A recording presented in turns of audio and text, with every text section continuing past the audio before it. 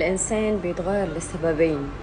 السبب الأول إنه بدأ يفتح عقله، بدأ يستوعب الحياة، بدأ يشوفها بعد ما قلع النضارة وشافها بشكل جديد خالص. بدأ يقرأ كتير، يستوعب إن إحنا في منطقة الرمادي مش في الأبيض ولا في الأسود. مش معنى إن هو اتغير وبقى واعي معنى كده إن هو ما بيغلطش. هو جاي الدنيا عشان يغلط ويتعلم، وعلشان كده بدأ يوعى، بدأ عقله يتفتح، بدأ يشوف حاجات كان بيشوفها زمان بشكل ودلوقتي بقى يشوفها بشكل تاني.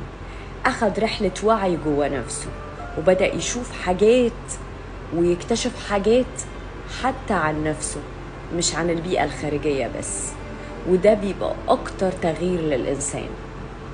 السبب التاني إن الإنسان بيتغير لما بيتكسر قلبه.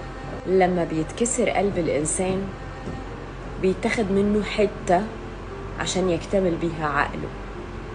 لما بيدخل في تجربة ويحب قوي ويدزي قوي ويتساب وده يتكسر،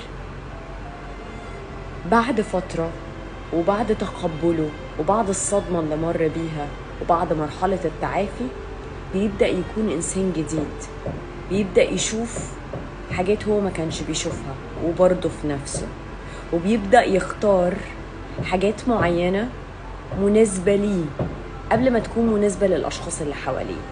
بيبدأ يكتشف إن الوجع اللي هو حس بيه ومر بيه وجعه خلص، بس أنا لازم أكون مبسوط ومرتاح في العلاقة اللي أنا داخل فيها. لو مفيش أمان أنا مش عايزها.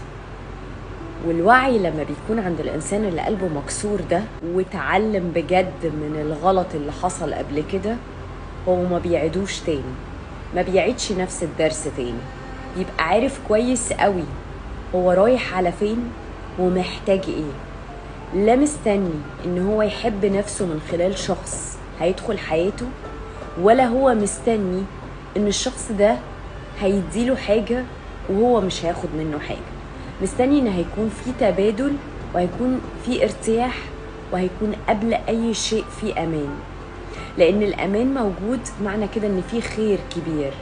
الامان مش موجود معنى كده ان انا مش مستريح، يبقى العلاقة دي مش مريحاني، يبقى في حاجة غلط. فالانسان بيتغير للسببين دول، لازم نكون عارفين الحاجة دي كويسة.